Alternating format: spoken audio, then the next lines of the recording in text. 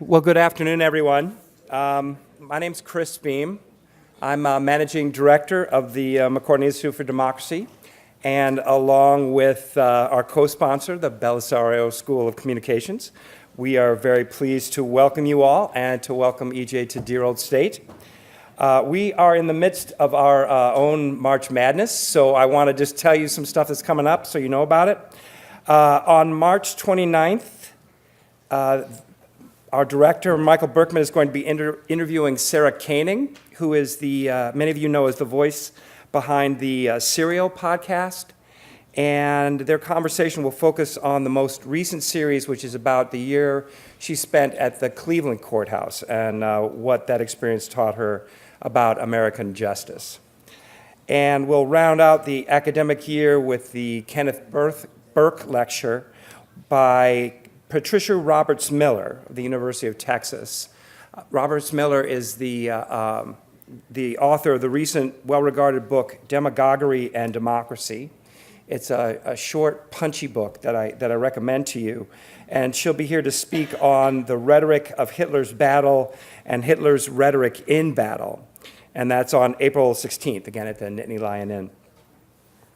So to keep up with all our events, I would encourage you to visit our webpage, which is democracy.psu.edu.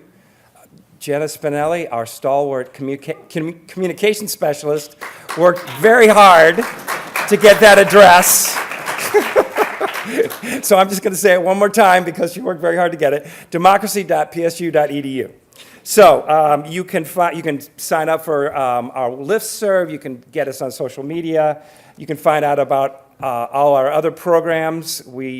Our motto is we're partisans for democracy, and we try to live up to that, and so you can see how we're doing. Finally, after EJ's talk today, there's microphones here and here. We'll have time for a few questions. We'll see how many we can get to. And after the talk, there'll be books outside to the left, all right, just outside the entrance and to the left. All right, so, and EJ will be signing them, that's right. So that's why it's handy that it's going to be right out there. That's right. That is a good, important information. All right, so, and now I'm pleased to introduce our speaker. Since 1993, EJ Dionne has written a twice-weekly column for the Washington Post. He is also a senior fellow in governance studies at the Brookings Institution, and he is a university professor in the Foundations of Democracy and Culture at the McCourt School of Public Policy at Georgetown University. Now, for those of you who aren't paying attention, that's 3 full-time jobs. But that doesn't begin to account for his apparent tirelessness. He is also a commentator for NPR, MSNBC, and PBS. He teaches a class every fall at the Harvard Divinity School. He is the author of 7 books and the editor of 7 more. I can only assume that at this very moment, another EJ Dionne is being introduced to give a talk somewhere because there's no way this is all the product of one person. Now, in all this work, EJ reflects a partisan point of view. He is left of center on most issues and approaches them with better advocacy and more intellectual rigor than most of the people he covers. In fact, if you were looking for someone who you're looking for a role model as a Democrat big D, you could do a lot worse. But EJ is also a fine role model for anyone who wants to be a Democrat small d. Reflecting the best of the Catholic intellectual tradition, EJ treats all people, and especially those with whom he disagrees, as fundamentally worthy of respect and, as he says, empathy. He also manifests the humility of someone who understands that none of us are as right nor as righteous as we think we are. Catholic school will do that to you. Because of his productivity, his integrity, and perhaps especially for this example, our nation's capital, and for that matter, our nation, is better off. And therefore, for all these reasons, we are pleased to welcome EJ to Penn State.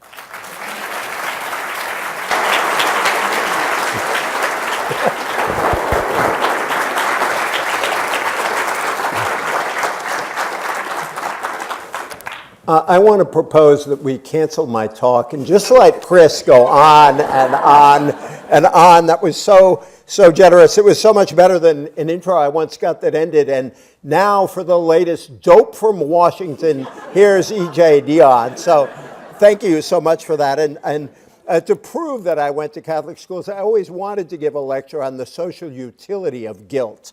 And I actually had the idea that, I still think this, someday I'm going to do this, it would be a great fundraiser for a good cause to have two really intelligent and funny Catholics and two really intelligent, funny Jews to argue about whose guilt is worse.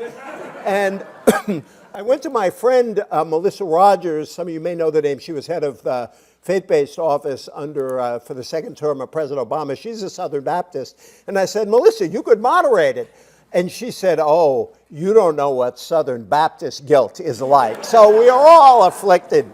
But bless you, Chris, for that incredibly generous introduction. I really want to salute the work of the McCourtney's Institute of Democracy, Chris, and Michael Berkman, who is the head of it.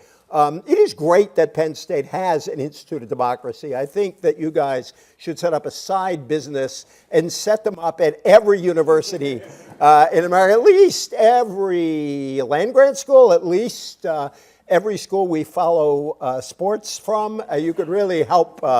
You could really help the country. Any NPR listeners in the audience? Oh, God bless you all. I ask only because now you know that I was born with a face made for radio. So thank you so much for coming. And these days our business is very interactive, and people really tell you what they think underneath your column or on the Twitter feed. And one of my favorites, because it's repeatable and relatively polite. People write a little more when they disagree than when they agree. And one of my favorites began, Dear Mr. Dionne, are you as dumb in person? And I always like to begin talks with that story, because even if you get absolutely nothing out of this talk, you will at least be able to answer that question for yourself. So I am happy to be here. Lastly, just because, by the way, I also very much want to thank the Donald Belisario College of Communications, Russ Eshelman, and let's give another round of applause to Jenna Spinelli, who has really made this a wonderful day for me. She met me promptly this morning to do a podcast, which leads me to my other two thank yous. I want to thank Beto O'Rourke for coming this morning and not now, because I'm much better off as a result. And I want to thank Brian Stevenson for coming tomorrow and not today, but he is coming, and he's somebody you'd want to see. And Sarah Koenig, I would love to hear that interview. My wife was so into the cereal that one day she actually ran 10 miles on the treadmill because she didn't want to get off and shut off the podcast. So she is an extraordinary woman. It sounds strange to want to link empathy with journalism. After all, we are often not seen as the most empathetic people in the world. We are not seen as the most humble people in the world, and there are some reasons for that. And I will get to why I wanted to link these two themes, but I wanted to begin with something you may have seen this Sunday, those of you who read the New York Times. Preet Bharara, the great former U.S. attorney in Manhattan, in the Southern District, had a really good review in the New York Times book review that I want to begin my talk with. It was a review of a book by David McCraw, who is the general counsel at the New York Times. And it was about an ad that my newspaper ran at the Super Bowl that some of you may remember about press freedom. By the way, I always warn people, the most unpopular view I hold, I am a New England Patriots fan. You can boo now. But it's okay. And I always say that I loved Deflategate because it taught me the joys of being a Fox News commentator. I didn't care what the facts were. I just knew which side I was on. So maybe I liked this review because it reminded me of that Super Bowl. But I'll read from him anyway. He said, For many Americans, the greatest reason to cheer during the sleepy, low-scoring game, that was Super Bowl 53, was not the Patriots' victory. In certain circles, it was the highly anticipated multi-million-dollar commercial produced by the Washington Post, featuring the voice of Tom Hanks and heroic footage of journalists from various outlets that proclaimed over a soaring score these simple truths: knowing empowers us, knowing helps us decide, knowing keeps us free. It was a good ad, Barara goes on. Who doesn't love Tom Hanks? But you could find the Washington Post commercial uplifting and saddening insofar as it was deemed necessary. In one more paragraph, he said, "It was an astonishing thing to witness an iconic news organization feeling the need to hawk not the quality of its writing and reporting, but the most fundamental virtues of its entire industry's mission, like truth and knowledge, values thought to be long settled. Merely having your business model enshrined in the First Amendment to the Constitution is no longer sufficient. Now you need airtime during the big game alongside Bud Light, Hyundai, and Doritos to respond to the crude and corrosive attacks on the free press by a president and his supporters with their incessant charges of fake news," and I would also add charges that the press is the enemy of the American people. An old phrase from totalitarian societies. I think it was a Stalin phrase that Khrushchev actually banned in Russia, in the old Soviet Union. Now, I could go on exactly from what Preet Bharara wrote about. There are threats to the press now, and they are worse, actually, in countries other than the United States. They are worse in Russia. They are worse in Turkey. They are worse in China. There are many countries where we face even more pressure than we do here. But I could push back against the president, as I often do in my column. But I want to talk about something a little different, because I have a hunch that most people in the room, partly just because you were kind enough to show up today, already know that and already are inclined to be vigilant about our freedoms and are already inclined to try to protect us. Those of us who work for newspapers like the Post or the Times have been really heartened by all of the people who started subscribing to us, which was not, for many people, those subscriptions are not an economic decision. They're actually like a charitable decision, like supporting NPR. They were a sign of solidarity with the importance of journalism in our time. And I can tell you that those of us who have been in this business for a long time are really grateful for that support and that sense of solidarity at a moment when journalism is in such trouble. But I like to talk about how we actually need to earn trust, how we might be able to do our jobs better, how we might be able to speak to some of those who don't think as much of us as we wish they did, and how we can fulfill some of the older tasks of journalism. Yes, I do believe that journalism does have a very particular obligation to build empathy in our society, and I'm going to talk about that. Two personal stories about empathy. One is why this came to seem so important to me over the last couple of years. Right before the election, Krista Tippett, the great NPR Unbelief host, had David Brooks and me for a conversation at Washington University, sponsored by its Danforth Center. And in the middle of our conversation, I kind of blurted out that if I had a hat, if I made a hat, my hat would say, "Make America Empathetic Again."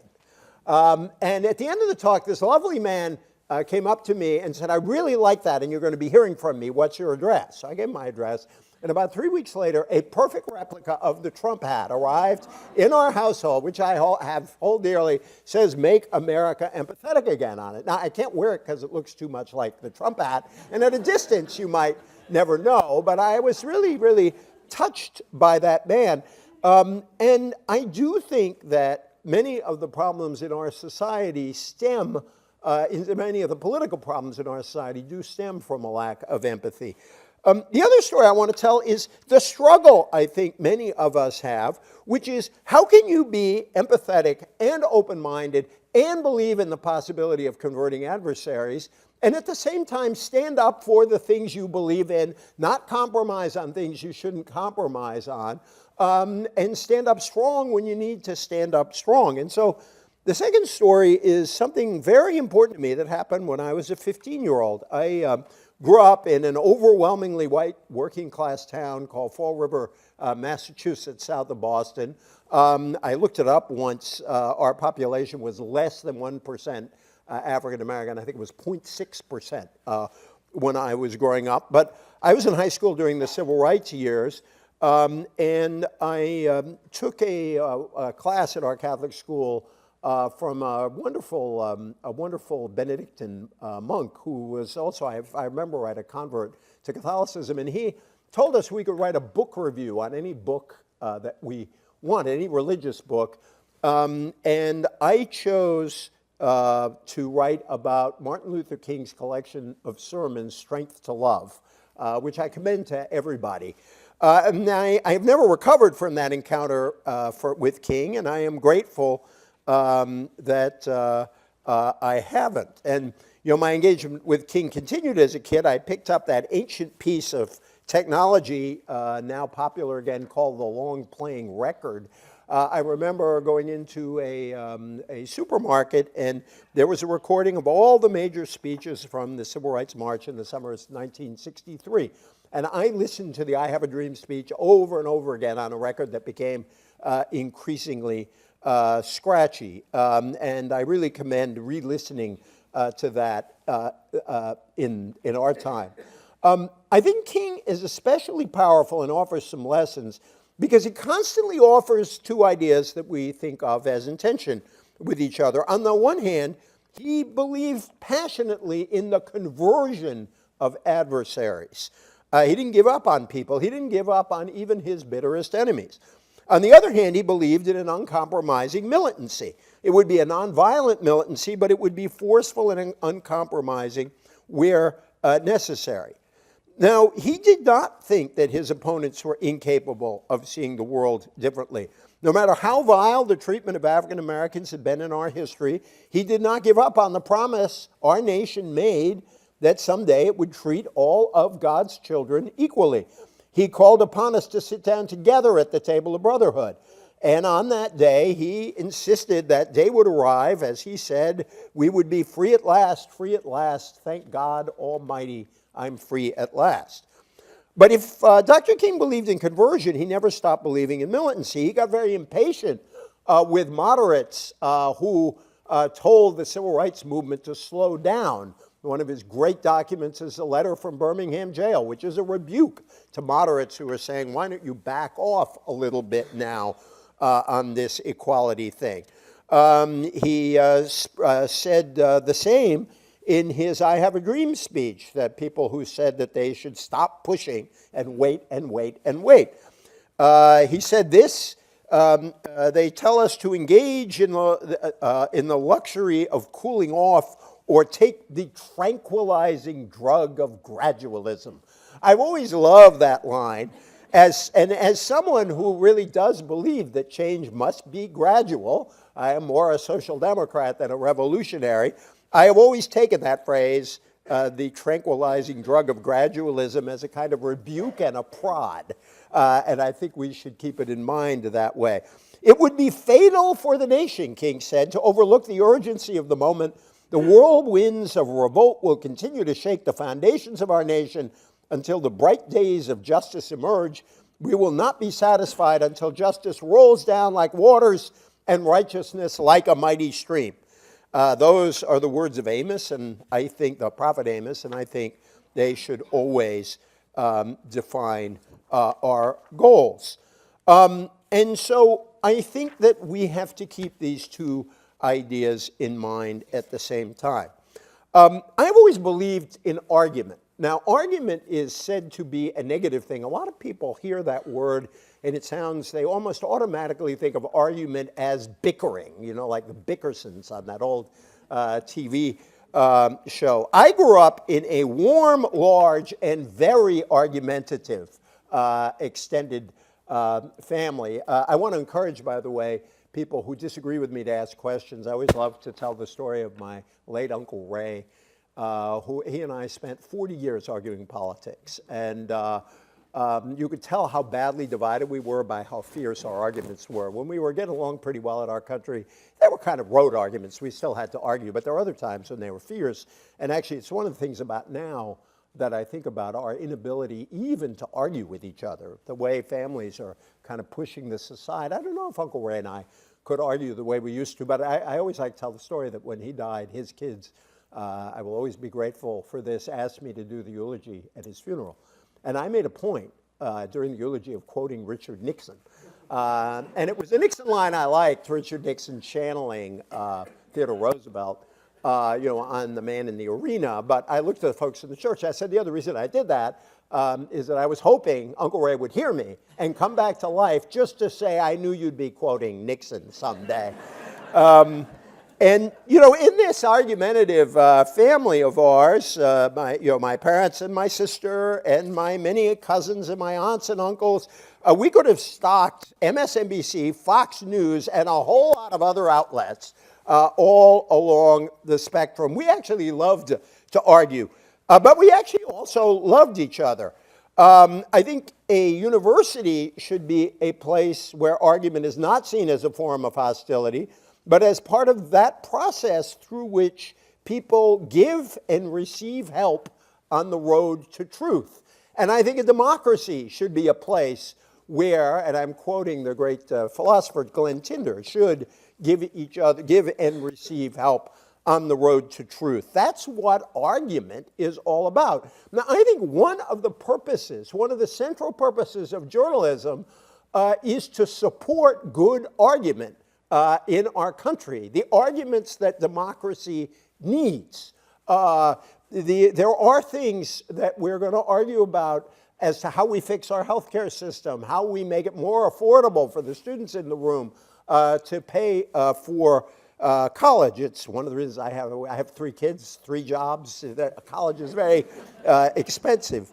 There are many, many things we need to argue about as a country, but they need to be good arguments. And I think journalism should be 2 things. It should provide information that is reliable, that people can use in their small d, democratic encounters with each other. And in our opinion section, we should model what decent kind of argument looks like. We don't always do that, but we ought to do it. I am a huge fan, even though I disagreed with him on almost everything, of William F. Buckley Jr., because for those of you old enough and remembering his show Firing Line, Buckley didn't bring on dumb stooges that he could sort of rub into the ground. He was self-confident enough, some might say arrogant enough, to bring on really, really smart liberals whom he loved to argue with. One of my favorite stories he had on the great socialist Michael Harrington, who was actually became a friend of mine at the end of his life. And Harrington was once introduced as America's leading socialist. And in his Buckley way, remember, he used to have this pen, and he said, America's leading socialist. That would be a bit like being the tallest building in Topeka. Not anymore, we should say. I am very fond of the writer, the historian Christopher Lasch, and my views on argument really come from Lasch. He wrote an essay many years ago called The Lost Art of Argument. He said, in real argument, we have to enter imaginatively into our opponent's arguments, if only for the purpose of refuting them, and we may end up being persuaded by those we sought to persuade. Argument is risky and unpredictable and therefore should be educational. Arguments are not won, boy, it doesn't sound like today, does it? Arguments are not won, Lasch said, by shouting down opponents. Rather, they are won by changing opponents' minds, something that can happen only if we give opposing arguments a respectful hearing, and still persuade their advocates that there is something wrong with those arguments. There is a word for this. It's called learning. And that's what argument ought to be about. As I say, good journalism is about promoting good arguments. And I think it is also about bringing us inside worlds that are not our own. And that is why I think journalism should be about empathy. I will talk a little bit about the deep divisions in our country. We really need the capacity to enter worlds that are not our own. We need to understand experiences that we have not had. We need to understand communities we have never visited.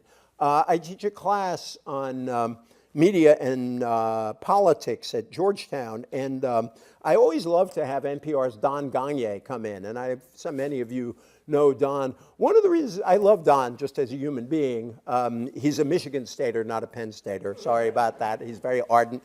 One of the reasons I love Don is because he has a capacity for sympathetic understanding that really paints a picture of parts of all kinds of people in the country, places in the country that many of his listeners have never experienced. He has a capacity to give people a sense that they have been heard. And that's a gift, and that is something that I think journalism has an obligation to do, so that we can, I think, contribute toward a sense of empathy.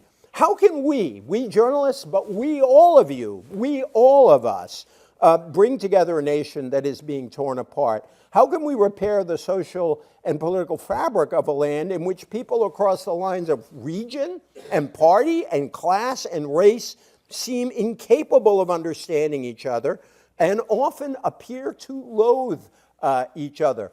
One of the reasons we're so divided is we have packed in all our identities together. And when when religion reinforces party, reinforces class, reinforces region, we have a lot of difficulties as a country in getting along. How can we promote empathy across our lines of division so that it becomes possible to identify simultaneously with African Americans and immigrants struggling against a rising tide of racism and nativism, while also identifying with white working class Americans struggling with devastated living standards and shattered communities? How, you might say, can we care about inner city Philadelphia and Erie and Reading at the same time? Because we really must. We really must if we are going to bring our nation together. And how, by the way, can we also acknowledge that a working class that is now getting a lot of rhetorical attention, but not a whole lot of real help, is in large part African American, Latino, and Asian, and not just white. It's a truth that the great Harvard scholar William Julius Wilson pointed to us many years ago in his path-breaking work on the costs of deindustrialization when work disappears. William J. Wilson was actually at the time writing about the inner city and what had happened 30 years ago with deindustrialization, to the inner city because of deindustrialization. Now we're seeing its effects in many other communities, including white communities. Here again, I think that journalism needs to tell the stories of people who are going through hard times in ways that point out what we have in common as well as what is driving us apart. We should be sensitive to particularity, yes. Because I am white, I am more likely to get a cab and less likely to be stopped by a policeman than someone who is an African American. That is what white privilege means. But it is also true that a white man and an African American man who lost a steel job or an auto job are going through very similar forms of suffering, of dislocation, and injustice. And that white man who lost the job at this moment doesn't feel particularly privileged. I think we need to tell these stories apart, but we need to tell these stories of together, of the struggles that people are having together. And I use that male descriptor on purpose because the process of deindustrialization has posed very particular challenges to men in our society, and we need simply to face up to that and deal with it. Now, I am not saying that journalism should not be candid about our divisions. Journalism, above all, must tell the truth. But I am saying that the truth also imposes an obligation on journalism to do a far better job describing common problems, pointing to common solutions, and also pointing to ways in which communities are actually working together across old lines of division to solve new problems. I was talking to my friend Chris Beam about this earlier, and I'm going to be citing Chris a couple of times in the course of this. I have one of my obsessions throughout my life is how can you be righteous without being self-righteous? That's a challenge for a lot of us. And those of us who are on the liberal or left side of things often particularly face accusations that we are being self-righteous. Reinhold Niebuhr, the great theologian, put the challenge to us this way. He said, the final enigma of history is therefore not how the righteous will gain victory over the unrighteous, but how the evil in every good and the unrighteous in the righteous can be overcome. I like that, the unrighteous in the righteous. Yes, even those who think we are righteous, even those who are sure we are right, need to acknowledge the limits of our own vision and the ways in which we can sometimes deceive ourselves. This is what my friend Chris Beam has called democratic humility. And as I say, it sounds absurd for a journalist to be promoting humility, but I really believe our democracy desperately needs more of it, especially in contrast, shall we say, to a certain kind of narcissism that seems to have imposed itself on our public life. We need to ask if, in serving what we see as our values, we might in fact merely be serving our own interests. How do we get clear on that ourselves? And then how do we challenge our opponents to be clear about that themselves? And even if we are persuaded that we are serving the good, we still need to remember that even the best of us always operate from complicated motives. Thus, another of my favorite Niebuhrisms, we must always seek the truth in our opponent's error and the error in our own truth. Boy, that's difficult, but it's something we have to do. Now, note carefully what Niebuhr is saying here. He's not saying that we need to abandon our own convictions. He's not saying that we should give up on what we think, but he is saying that we should challenge ourselves just as we would challenge others. I am very concerned about the racism, the sexism, the homophobia that have spread in our country, have become more vocal. They are unacceptable always and everywhere. But I think so too are the prejudices related to class. And I think we need to be far more sensitive to those prejudices as well. We must oppose the bigotry of skin color, but also the bigotry that denies the wisdom and virtue of those who lack college degrees or large bank accounts. We once celebrated the honor and dignity of manual work, of those in the healthcare sector who do not carry the title doctor, of those in the service industry who are not high-tech wizards. We must do so again, yes, through policies that reward hard work that is currently underpaid, but also through a clear national affirmation of the equal dignity of every one of God's children. And yes, here I think journalism can play a major role and has in the past. Let's have a journalism that is not just about the lifestyles of the rich and famous, to cite that old television program, but also about the heroic struggles of families who hold themselves together in hard times and advance their kids forward despite the burdens they face. Now, perhaps I sound a bit like a black and white 1930s movie in the way I am talking. Perhaps I sound like someone who loves the movie It's a Wonderful Life, which I actually do. I could give you a whole lecture on It's a Wonderful Life, because I think even though Frank Capra, who made it, was fairly conservative, it's the ultimate New Deal movie. The Mr. Potter versus, help me, George Bailey, thank you. Mr. Potter versus George Bailey. It is, by the way, a movie about what values we have when prosperity is shared and what happens to communities and good values when prosperity is not shared.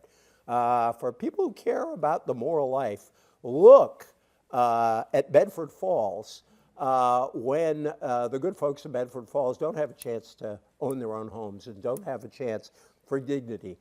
It turns into a town of prostitution, of gambling. For those who care about family values, they really, really, really have to care about social justice. But I digress. I always do when I mention that movie. But I don't think this is a 1930s thing. I think we need a journalism for the 20th century, or 21st century, forgive me, for the 21st century that speaks to the lives of those left out. And we've had that in the past. Think about Studs Terkel. Think about Dorothea Lange. Think about George Orwell. Think about what John Steinbeck did in his novels. I want to challenge all the young journalists in the room to join their ranks in this century because we need you to tell those stories, because only those stories will point us to the problems that we need to solve. And I truly believe those stories will help bring us together. And this work is being done today. I think of the work being done at our nation's border, for example, by excellent reporters. I think of the work of Chris Hayes and many others on the opioid crisis. I think of the belated journalism that has been done about industrial towns that have collapsed. But we cannot allow the temporary obsession with those places to also stop us from doing the journalism in our inner city communities, in rural communities where our Latinos and African Americans live. We need all of these kinds of journalism to help move us forward. What we need is a journalism of investigation and accountability that is linked to a journalism of solidarity. And that is where I want us to go. I want to close with two thoughts. When my friends Norm Ornstein and Tom Mann and I were writing our recently published book, we settled on the title One Nation After Trump because we realized in our arguments we owed a debt to the Pledge of Allegiance. It's lost in the mists of history that the pledge was written in 1892 by a minister who was a progressive. He was actually a Christian socialist. And his name was Francis Bellamy. And it really, when you think about the last 7 words of the pledge, and recall, by the way, that God was not added to the pledge until 1954, it's less surprising that this was written by a progressive. In the pledge, we commit ourselves to one nation under God, indivisible, with liberty and justice for all. Note that the idea that we are indivisible is intimately related to our commitment to liberty and justice for all. And notice that liberty is linked to justice. This is who we are as a nation. Healing our country requires that we rededicate ourselves to the hope that we can overcome our divisions, because this is finally our only path to achieving liberty and justice for all. Now, Chris asked me to answer the questions, well, how could individuals do something about this and not just the press? I'll close on the press. And fortunately for me, Chris gave me his own answers, and I'm just going to play them back with one important alteration. Chris gave a great TED Talk that you should listen to, and he said we need to do 3 things. We need to tell the truth to defend democracy. We need to tell the truth. God bless you for that. We need to practice democratic humility. Well, of course, that's his own idea, but it's a great idea. And then the third was join an organization. And I was talking to Chris this morning, and I said I'd amend that in only one way. I'd say join 2 organizations. I think organization 1 should be committed to achieving the political goals you think are important to our nation, get engaged in our democracy, and yes, have a fight in our democracy.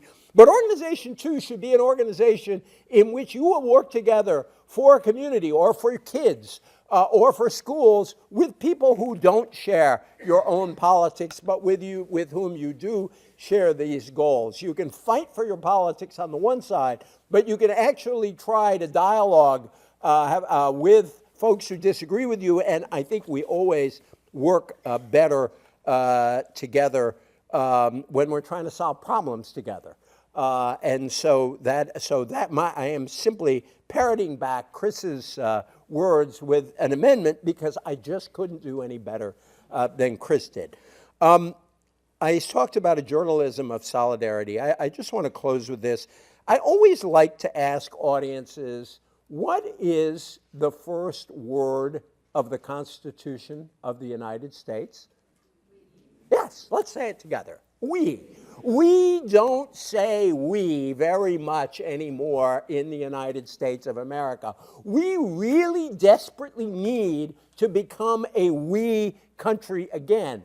I have no illusions about this. I feel very strongly about my own politics. I am very troubled and upset about the direction our country has taken in the last couple of years. Nonetheless, I do not see a way back for us as a country. I do not see a road to liberty and justice and fairness and equality unless we can say we again. I think that journalism is fundamentally a public good. It's a public good that for a long time has been supported by private profit.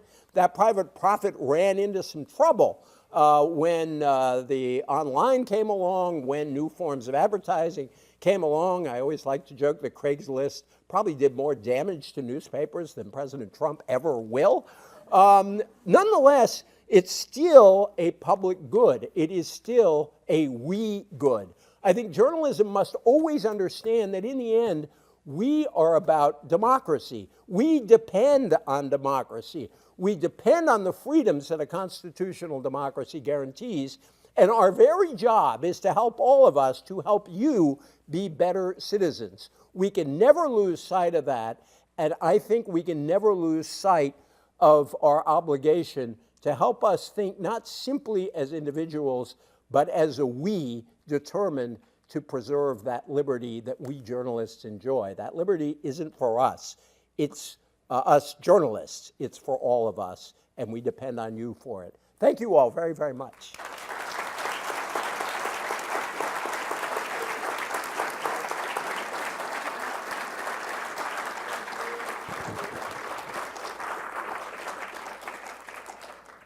Thank you. As I say, if somebody wants to play the role of my Uncle Ray and come to the microphone, I would welcome it. Or if so, oh, sir, God love you. Thanks. Hello. Thank you so much for speaking today. And I appreciate you channeling Robert Putnam today, using we instead of I. I'm a big fan of Putnam's, actually. Yes, yeah. Bowling Alone was a great book. So my question is about democratic humility. Only democratic humility among ideological peers. I feel like since the rise of Trump around 2015, a lot of people have shown a lot of animosity toward each other, specifically people to the right. But now we're starting, even during 2015, you start to see a lot more people to the left showing animosity. How do you sort of have that conversation or write in your pieces sort of trying to invigorate people to stick to their values of civility and peace? Well, thank you for that. And again, I always feel, when I do occasionally, I do like to talk about humility. And as a newspaper columnist, I always feel like, oh, come on, buddy. You are talking about humility. We go out of business if we practice too much democratic humility. I'll tell you what I try to do, I'm sure very, very imperfectly. I think we all, and I'll just speak for myself, I try to distinguish between positions that I think are so deeply and fundamentally immoral that there is simply no choice to opposing them. That would include racism, sexism, homophobia, what's happening to the kids at the border, where there just can't be any compromise about such things. We just have to stand up and say, that's wrong. On the other hand, I think there are people who supported the president, may have had some of that in them, but also felt left behind, also were angry about what had happened to them, also felt that his, I think, often disrespectful and crude way of talking, nonetheless made him sound more honest than the average politician. He spoke to that anger, and I think our obligation is to speak to the legitimate sources of that anger, and not just anger, but also a sense of dislocation. Mayor Pete Buttigieg, whom I think is one of the most interesting of the presidential candidates, has a great interview up where he really talks about this sense of dislocation people have. And he speaks uncompromisingly about the racism and the xenophobia, but says we have to get a better handle on that and figure out how we respond to those legitimate positions. And the other thing is, I'm very critical of what's happened to American conservatism, but I don't think that we can equate conservatism automatically with racism or sexism. I think some conservatives have something to answer for from their opposition to the civil rights laws, but not all conservatives oppose the civil rights laws, and right now a lot of conservatives are actually standing up to President Trump. So it's sort of to have nuance in our criticism, be very clear about what we think, but then try to figure out how we can address both the legitimate parts of our opponents' arguments and the legitimate concerns that our opponents have. Thank you so much. You. Sir. So my question goes back to, you had brought up the importance of social justice, but you put a but, and said that we had to identify commonalities between groups that are historically disadvantaged and those that are traditionally privileged, so traditionally white populations and black or minority populations. I think that if you look at the global system and here domestically, those underprivileged groups today still don't have nearly the same opportunity or access to the tools of democracy that you're underlining, specifically the freedom of expression. So how exactly do we actually practice empathy toward the other group while still recognizing this reality? Right, no, that's an excellent question. If I can sort of split that in half, because there was an implicit critique in the first half of what you said too that I want to address, which is, I am of an age where I remember Robert Kennedy's presidential campaign.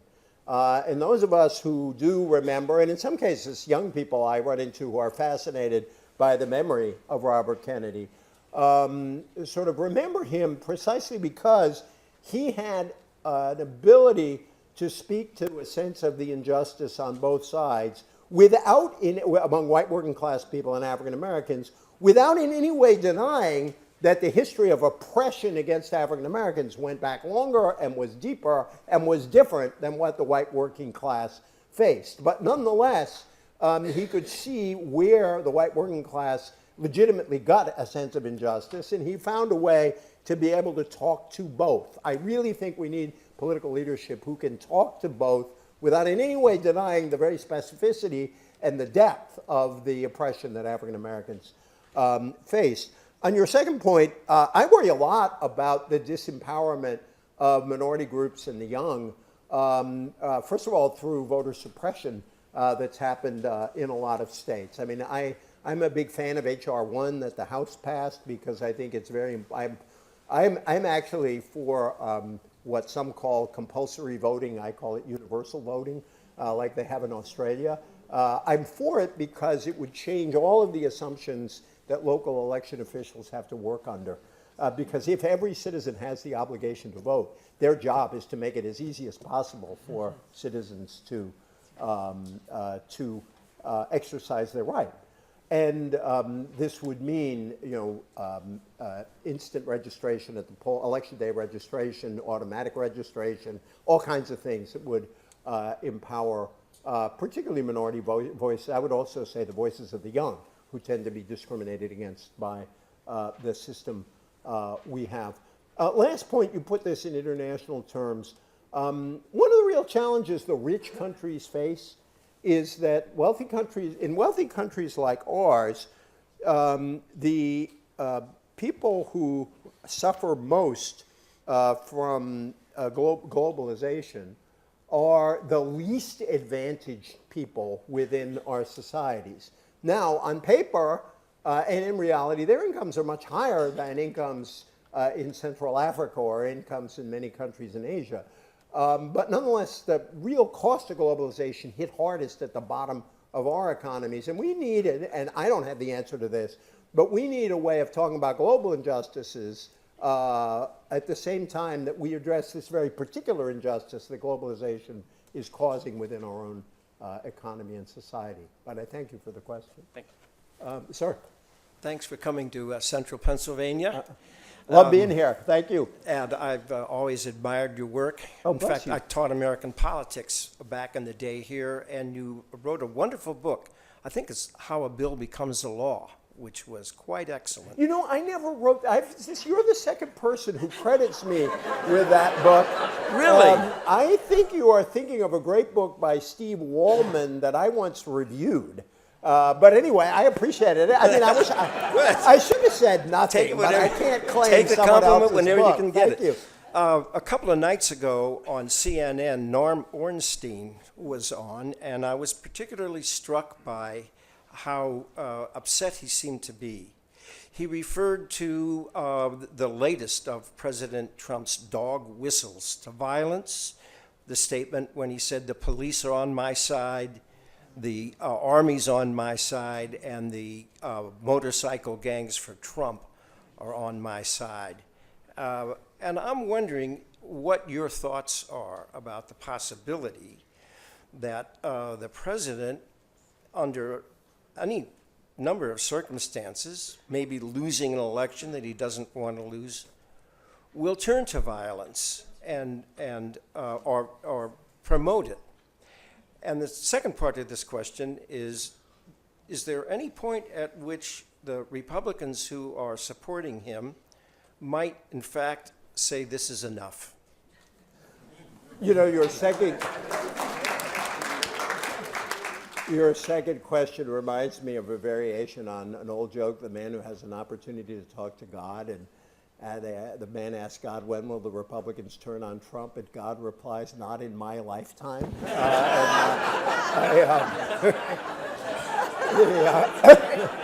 I don't know the answer to that. It's funny because Norm and I often feel similarly. I actually wrote a column this week about those very words of Trump's that ran on Monday, because I was very upset by that. Because I asked explicitly, is he thinking of Chile in 1973 or Spain in the 1930s? I mean, that is, it's more than provocative. The police, the military, and the bikers, he said, are on my side, and they're tough, he said. And then he mentioned the left. So, it sounded you didn't need to add too many words to make it seem like, is he calling out the military and the cops and the bikers against the left? What does that mean? Now, with Trump's tweets, they always they often lack that just last step of coherence that allows you to say firmly that's what he meant. But the implication is pretty clear, and it's scary. And it's why, in our book that Tom Norm and I did together, we wrote a lot about, authoritarianism and autocracy. And it's very troublesome how much more likely he is to praise autocratic regimes and dictatorships than he is our democratic allies. So yeah, I find this very troubling. Now, do I have any idea what he will do if he loses an election? No, I have no idea. Is he actually calling on folks to act this way? I don't know if he's calling on folks to act this way, but it is very disturbing. So I had a very similar reaction to my friend Norm, and I just hope to God that if he does lose the 2020 election, he will go back to his business or what might be left of it at the end of the investigation. Thank you. Sir? Thank you for coming to Pennsylvania. I have a question that has come from someone who is under the weather and could not be here. So, by way of my telecommunication device. Please All wish right. them well. All right. I hope they Thank get you. better All soon. right, thank you. And it's in reference to the phrasing here is the obsessive attention by the media to Donald Trump's tweets. And that the media give him air in the absence of a counter-narrative. The question that she'd like you to entertain is, how do we stop him if the media won't take their questions one step further to call out an untruth in real time? Well, in response to that tweet, I just withdraw my entire last answer because I was commenting on a Donald Trump tweet. No, it's a fair question. I mean, I think My biggest critique of the media is, by the way, about the 2015-2016 period in the campaign where empty podiums waiting for Trump got more coverage than all of the Republican candidates. I think Republicans should be particularly upset about this, by the way, and often more than Hillary or Bernie put together. He got $2 billion of free coverage up to March of 2016. And it is disturbing. And it was for, Trump is box office. He was ratings. He was viewers. He was page views. We all, even those of us in the print world profit from this too. I always put a hashtag in front of Trump when I use him on Twitter. When I mention him on Twitter. So I think there are some real issues here. I think there's been more real-time calling out of Trump. I think you've noticed it more on the crawls underneath, which didn't happen at first, where if he says something blatantly untrue, the networks, some of the networks, not our friends at Fox too much, but some of the others, will right underneath say this is untrue. In terms of the tweets, I think that they are presidential statements and they are hard to ignore. I think that it is very important to point out immediately when they are untrue. And I don't think every tweet gets equal attention. I mean, he had such a massive tweet storm this weekend, which many are trying to figure out what does that mean other than he might have been alone for the weekend. I don't think each of them got equal time. So I just see, no way of ignoring them as a whole. I think they are getting somewhat less attention, but I totally agree that falsehoods have to be called out immediately, and they're still not always, and that's problematic. Well, this was particularly in reference to press, facing the press questions in real time, as if you gave me an untruthful answer, I should have a follow-up right then and call you on it.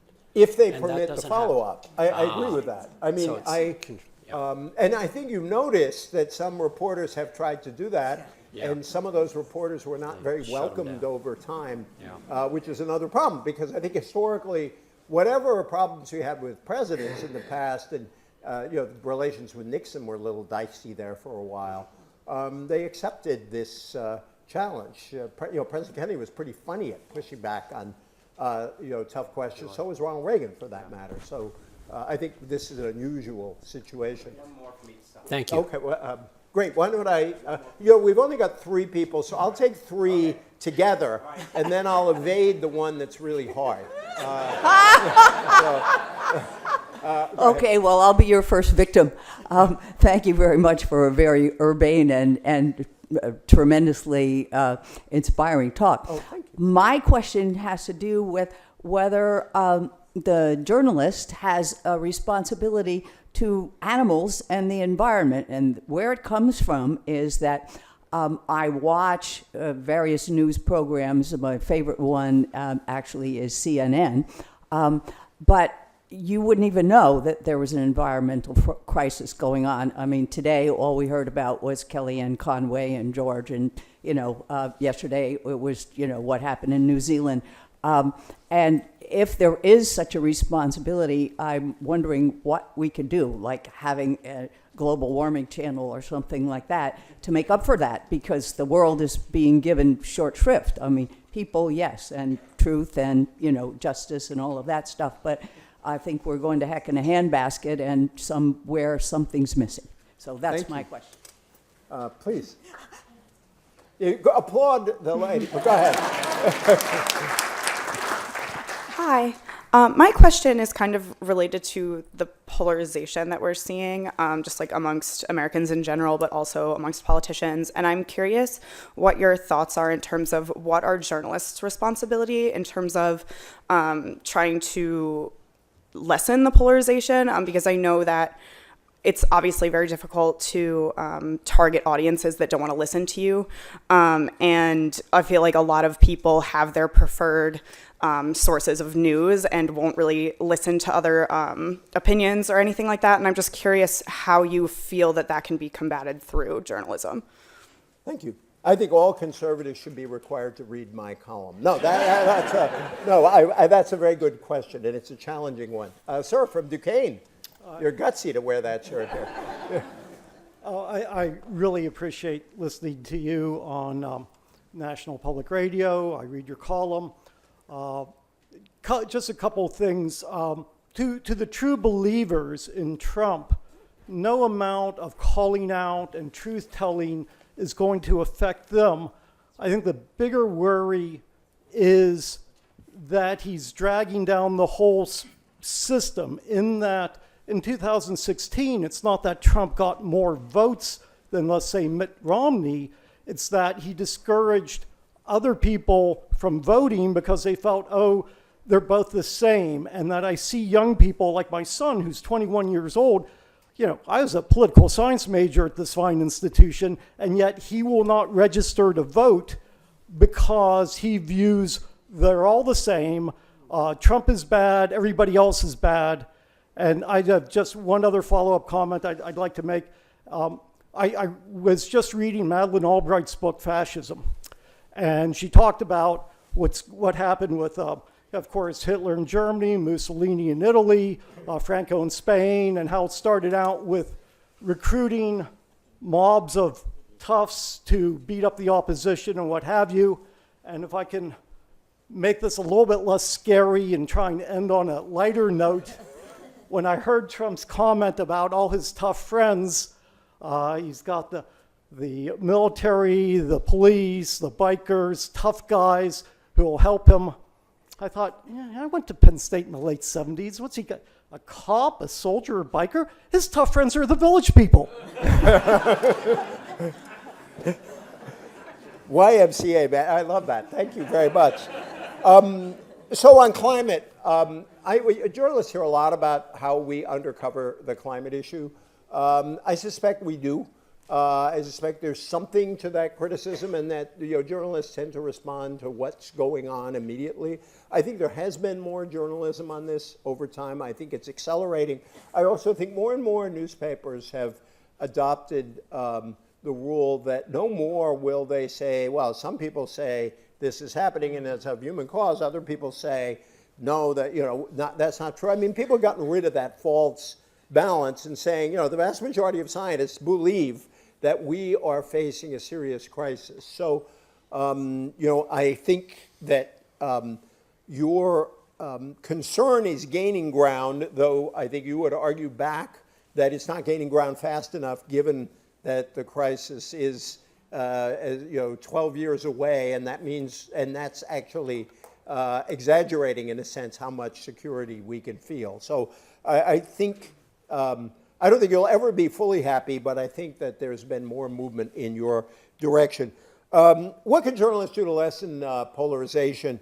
There's a limit to what we can do, but what I was trying to suggest, and the fact is, we do live in a world where technology, in principle, allows us to see all kinds of opinions and points of view that we could never see before if we want to see them. Over the years, I've had a lot of different news organizations, foreign newspapers, links to apps from folks I disagreed with. We can find a lot of data that might challenge us, a lot of points of view. We just don't try. We tend mostly to live in our own worlds. And that, by the way, this is not a partisan comment.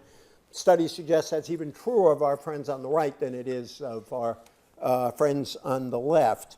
And so there's a problem. What I was trying to suggest is, at the very least, journalism can pay attention to the actual lives, the everyday lives lived by people on opposite sides of this divide. And thank God, none of us can be defined only by our politics. None of us, we are all defined, I would like to hope, by love of our children, love of our families, concern for our neighbors. And that there are, as I say, problems in common across these divides. I think one of the fascinating things out of the fight over the repeal of Obamacare is a lot of very conservative people who had doubts about Obamacare turned around and said, after looking at it, they changed their minds. And they said, no, this is actually working in ways we didn't expect it to work, and we should honor that when it happens. I honor anybody who changes their minds in the face of evidence, and I hope I would do the same.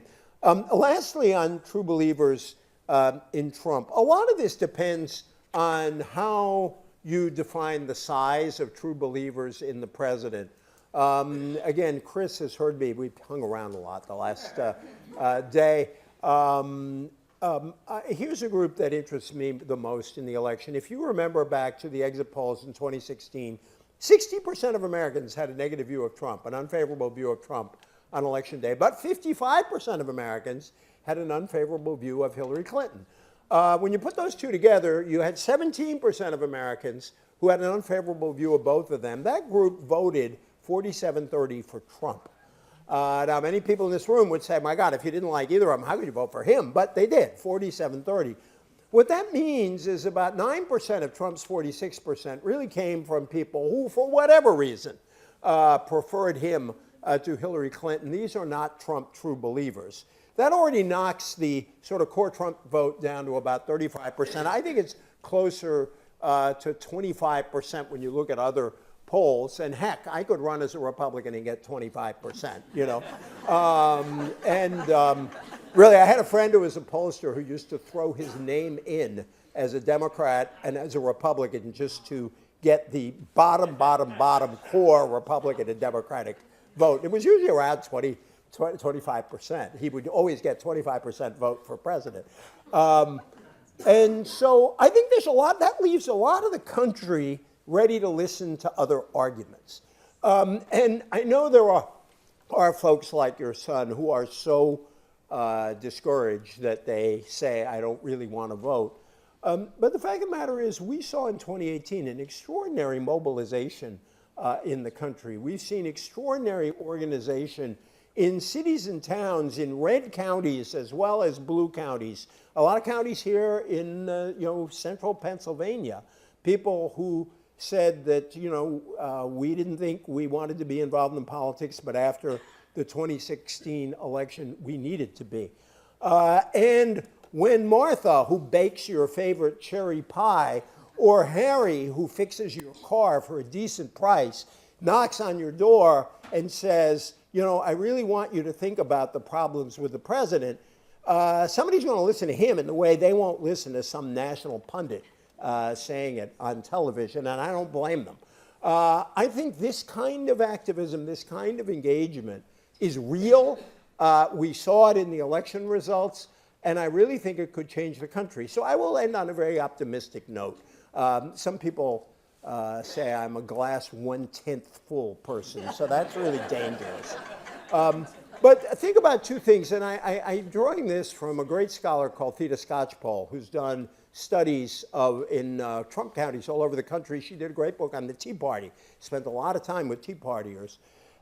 If you actually think about the Tea Party mobilization and the anti-Trump mobilization together, the number of people actually involved in democracy, in democratic action, is at a level that we have not seen before in our past. Now, some of us on the side of politics I stand, we're not exactly crazy about some of the results achieved by our brothers and sisters in the Tea Party. But nonetheless, I think we are at a moment where Americans understand the stakes of politics. And I think in particular on the side that opposes the president, there is a degree of concern and activism like nothing I think I can remember seeing in my life, and I go all the way back to the anti-war years. I think this is good for the country. I think it's good for democracy, and I think it will keep the great institution that sponsored this talk in business, and God bless them for being there. Thank you all very, very much. Thank you.